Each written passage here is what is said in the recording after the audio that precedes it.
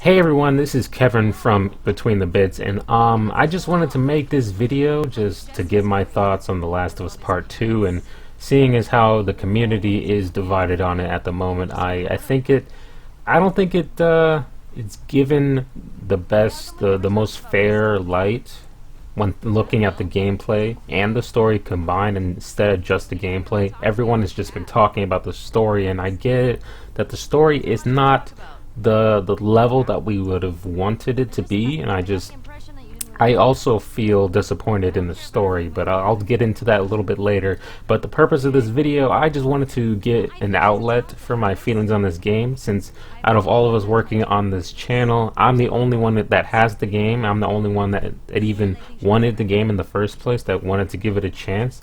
So yeah, I just wanted to give it a chance to voice my opinions on what I actually did like about it, what I didn't like about it, and in the comments down below, if you guys want to also talk about it, if you want to discuss what you didn't like or what you did like about it, then tell me in the comments down below. Like, subscribe. If you guys want to see more content like this, that where each of us does a video by ourselves and we're just looking at games that we're interested in, then tell me in the comments down below also. And with that being said, let's get into it. And before we start, I will be putting a spoiler warning on the screen, so you can skip over the story parts if you just want to know about the gameplay and things like that. I don't think the gameplay is really a spoiler or anything. I'm going to be talking about the weapons you get. I'm going to be talking about the ways I play the game and things like that, zombie types. But other than that, I don't feel like it's not a real spoiler. But yeah, if you guys want to see more videos like this, this is my first time doing something like this. Sorry if it's a bit all over the place, but yeah, if you guys like this, tell me in the comments down below, suggest stuff that we can talk about later, and yeah, let's get into it for real this time. So to start this off, I just want to talk about the negatives first, because by the end of this video, it's going to be nothing but positive. There's nothing really else wrong with this game other than the story sections. If you could just take away the story and leave the gameplay and everything, the world building, the characters, things like that, I think it's a pretty good game. But yeah, the story is definitely a part of this game that I cannot justify. No matter how hard I try to justify what is going on in this game, I can't find an answer to it. In the opening sections, when I'm in Ellie's perspective, before we switch off to Abby's perspective, I think that is how the game should be canonically, that Abby is the villain. I don't know why they're trying to twist that. They should just stick to one's perspective. I don't like it. I don't like how they handled it. But they're trying to make us like Abby. They're trying to make us empathize with the WLF. They're trying to make us like all these people that we barely know, that even in my 24 hours of gameplay, I don't know much about them. There's only some scenes with all of them when they really actually show off their personality, and I just do not understand where they were going with this.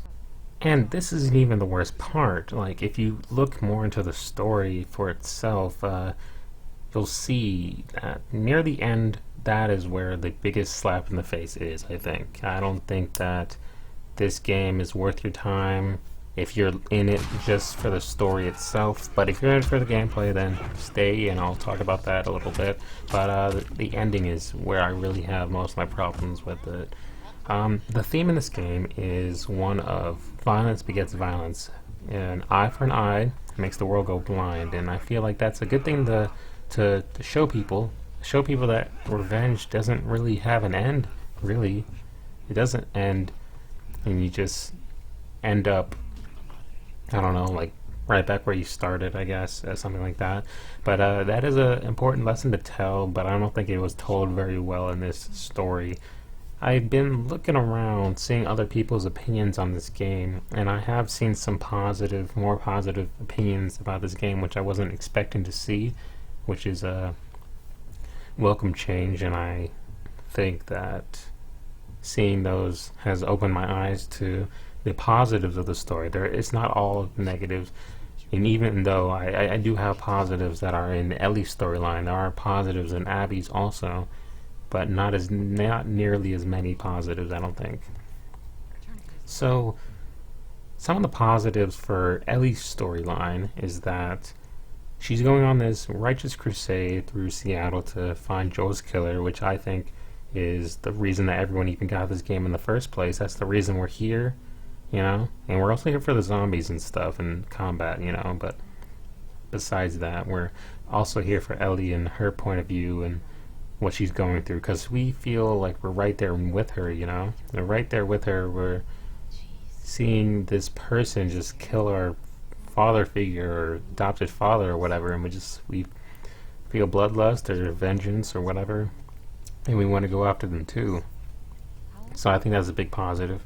Near the end of her story, though, she becomes more desperate and wanting to get Abby more and more as she gets more and more injured, and her friends get more injured and close to death, and she keeps pressing on even though they're really close to death, and they could turn back at any time and they would be alright, but the moral battle she's waging on inside of her head would definitely be lost in her eyes. She'd feel like she's betraying Joel or something like that, and I definitely understand that perspective, but I don't think that Joel would want her to risk her life, you know. So I think it's kind of, you have to take it with a grain of salt there, that there are hidden nuances in this game that may sound like superficial at first, but if you actually like look into the story and try to see it from the writer's point of view of what they were trying to go for, then it becomes clear. So there's a lot more subtle storytelling techniques than I was expecting, especially since the first game. In the first game there weren't that many that I can tell off the top of my head, but back in 2013 I was 13 or 12 when this game came out, so I wasn't that into it. Like, I was just there for the gameplay, really, not really there for the story, but the story did hook me when I did that for the first time. So I think, yeah, they definitely cranked up the whole subtleness of this. This is more of an adult's game, even more so than the last one, I think, in terms of storytelling. Now, you guys might not want to hear it, but there are some positives that I want to draw some attention to with Abby's storyline. It's mainly in the way that it intersects with not Abby, but Ellie's storyline. They happen at the same time. So Ellie's sections are Seattle day 1, 2, and 3, and then it resets to Abby's perspective in those same days. It's like Abby's on one side of Seattle and Ellie's on the other side of Seattle, and they're both fighting different wars, technically, or basically. So you get to see the craziness of this world from two different perspectives, and I think that's great. I think that's really cool to see people that you killed in Ellie's storyline, because it happens a little bit after Abby's storyline. I feel like they just miss each other, if that makes sense. Like, Abby was in this place, and then, like, I don't know, 15 minutes later, Ellie shows up, and then that's kind of how the story works. They're, like, in different places, but close to each other at the same time, if that makes sense. So, yeah, we start off, we kill some people in Ellie's storyline, and then we see those same people in Abby's storyline, and I just feel like that kind of Easter egg, that reference, is a cool little side diversion, but in the overall story, that's only like a second of it, and I feel like it does flesh out the character in the world a little bit, but it doesn't really help the story itself. It's just more cool than it is worth it, to say the least, I think. So I think that's the main negatives and the main positives out of the way. The main negatives, I'll just rephrase it or say it again. At the end of the story, we don't get that sense of catharsis. We don't get anything with this Abby-Ellie versus story. Abby walks away scot-free, and Ellie, she has her fingers ripped off, and she can't play guitar, and she loses Dina, and she still hasn't avenged Joel. So that's three things that Abby doesn't have. Abby's friends are dead, so that sucks. But she moves on pretty quick after that, you know. She doesn't have a home to go back to. That's two, I guess. But she chose that. She chose to betray her allegiance, I guess, the WLF. She betrays them at the end of the game and just moves on and tries to get in contact with Fireflies and move on. So that's that's 2 to Ellie's 3. But Ellie loses everything. She loses her fingers, loses her family. So I guess that's 4 to 2.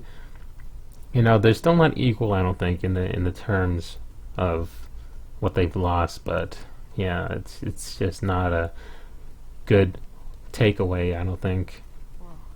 I guess it's saying that if you try to enact violence on someone else, you're gonna lose more than what you started out with, or it's not gonna be worth it, or something like that. Now, starting with the portion of the video that I actually wanted to talk about is the gameplay section, and I just want to talk about the new features of The Last of Us Part 2 compared to the old one.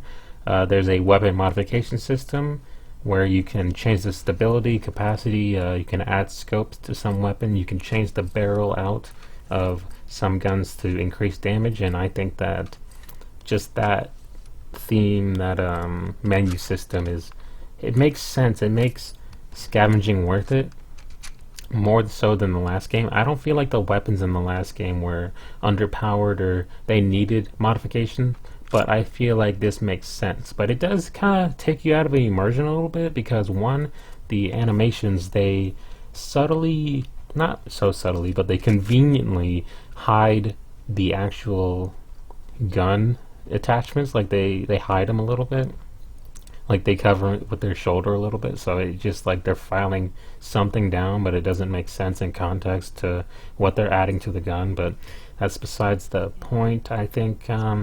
Another thing would be that Abby and Ellie become like gifted gunsmiths or something out of nowhere. They just come out of here and add a stock and foregrip and extended mag, and they just craft them, I guess, or they brought them with them, or they found the extended mag or the scope or something. They found it somewhere. They made it. I don't know. So yeah, I just think that's kind of a weird thing there, but it still doesn't take away from what it does to the gameplay. I feel it's just a little nitpick I have.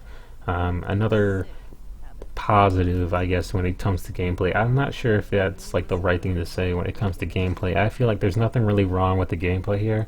There's very few things wrong. If any.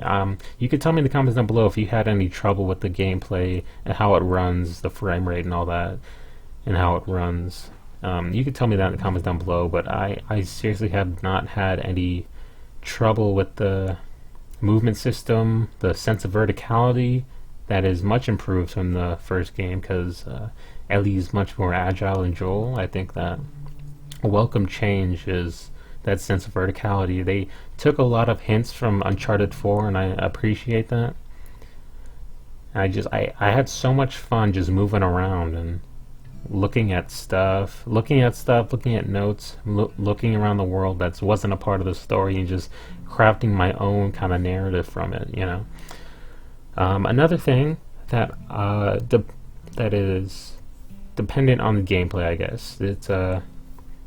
It's something that I did in my playthrough, is that during the gameplay I would go loud. Sometimes I would either mess up a stealth section and end up going loud, or I would go loud on purpose, right?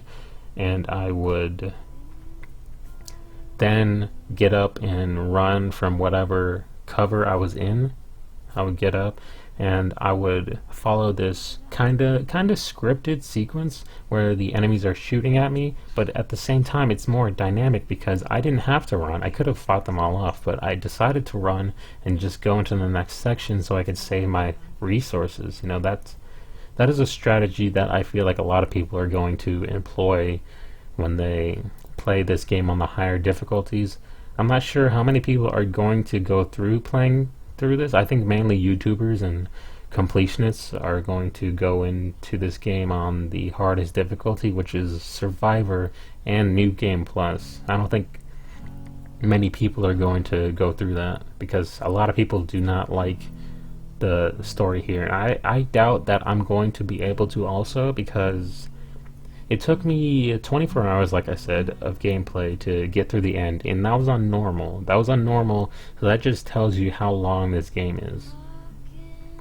And again, I feel like Abby sections might be a bit tougher since they're later in the game, so that might be somehow related, but still, that's a lot of time. It's at least 20 hours of gameplay. I'm not sure if there's anyone that's speed runned or this or whatever or anything like that, or if they may have gotten it down to like a couple hours, but still, it's gonna take a while. So yeah, more in the positives of the gameplay, I think that the guitar mini games, which are few and far between, but you can choose and choose not to practice, so you can either skip them if you don't want to, or do them if you do. I'm not sure if there's any trophies connected to them, but I think they're pretty nice. And I started talking about it before, but more positives on the movement that you can employ, I guess, when you're in the game is very fluid and dynamic, I'll say. This doesn't really get brought up much. Mainly people are mad about the story, and they're not really talking about the visuals or the gameplay, and I feel like that's something that we shouldn't have let happen. I think that a game is much more than its story, but I guess in this case that story is a bit hard to swallow, and I think it's more of a shock, and more people are interested in what people think about the story, and people don't like positivity when it comes to things like this, controversy like this, so I guess it makes sense.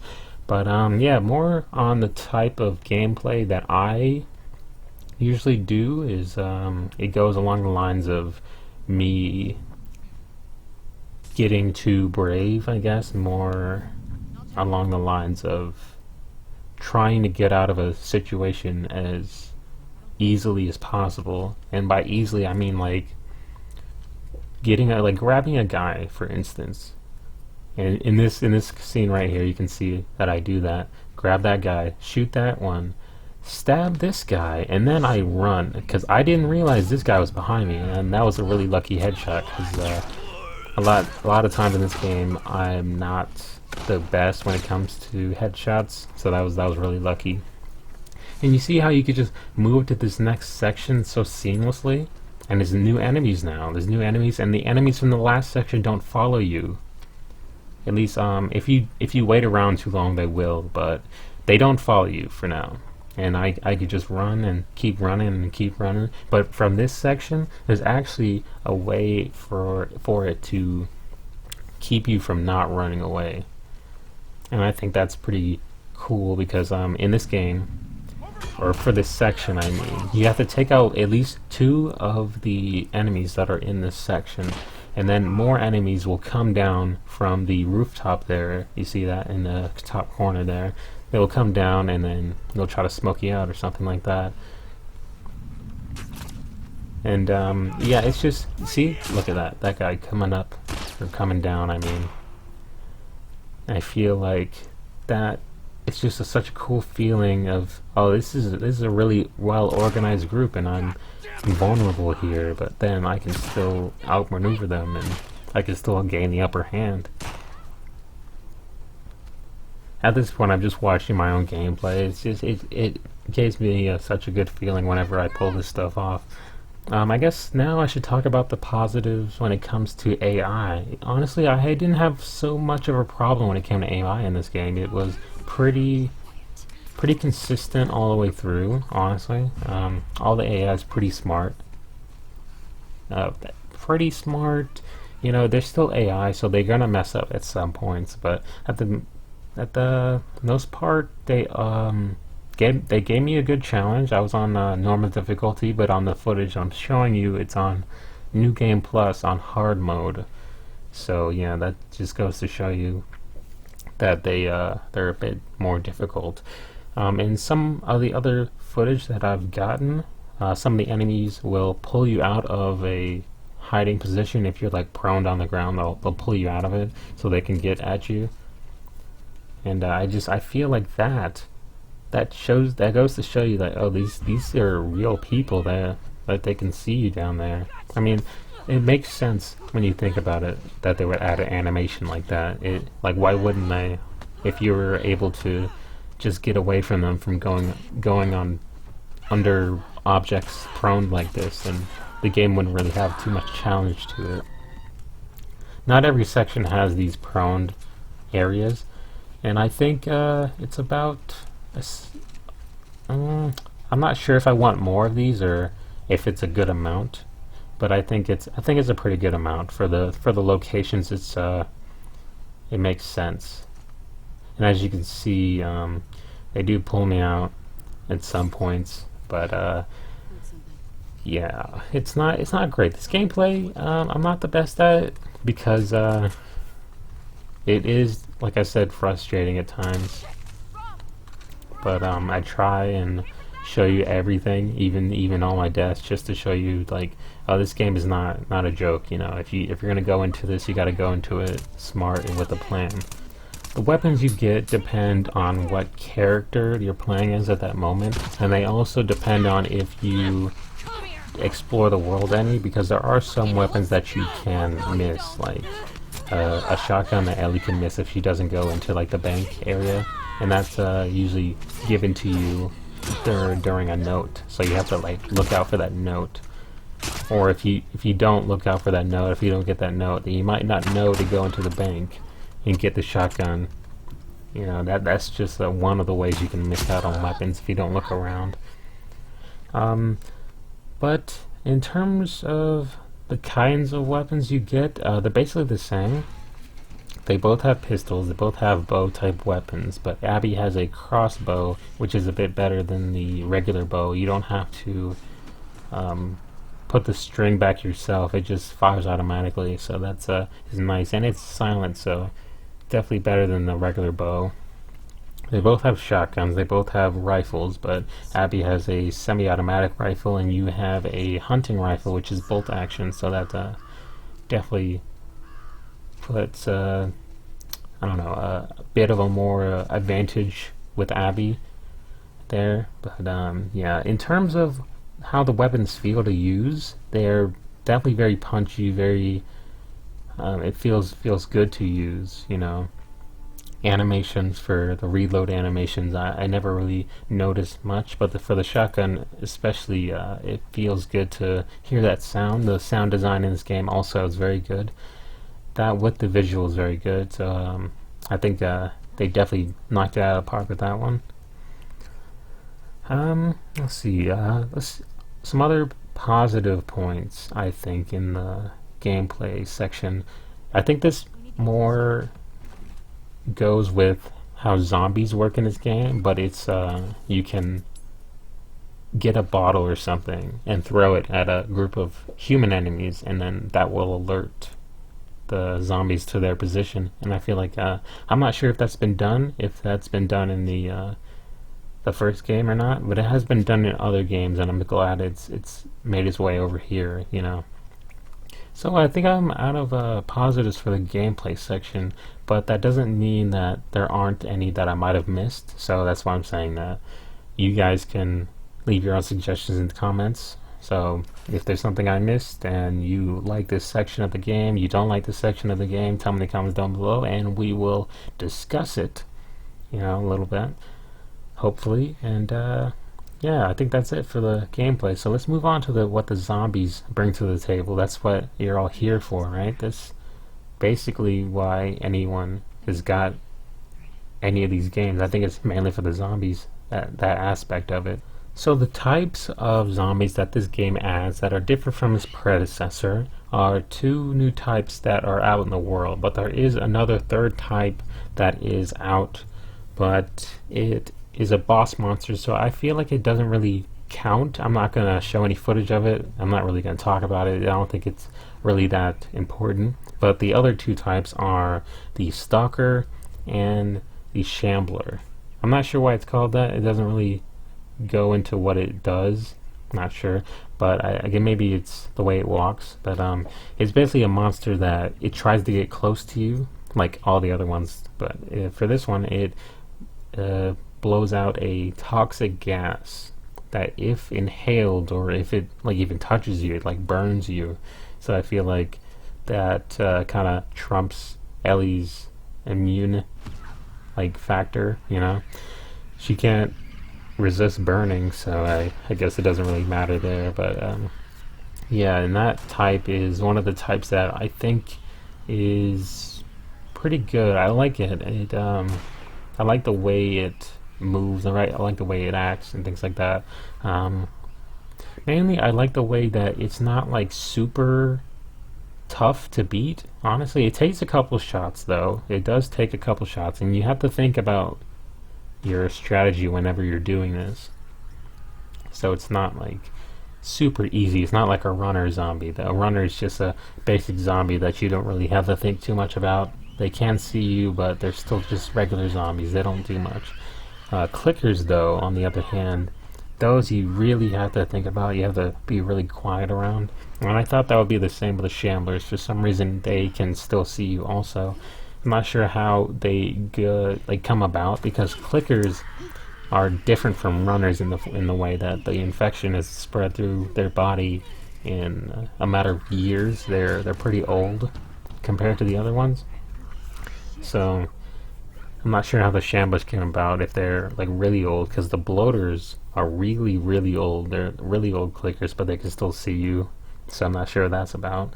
The other type I forgot to mention is the stalkers.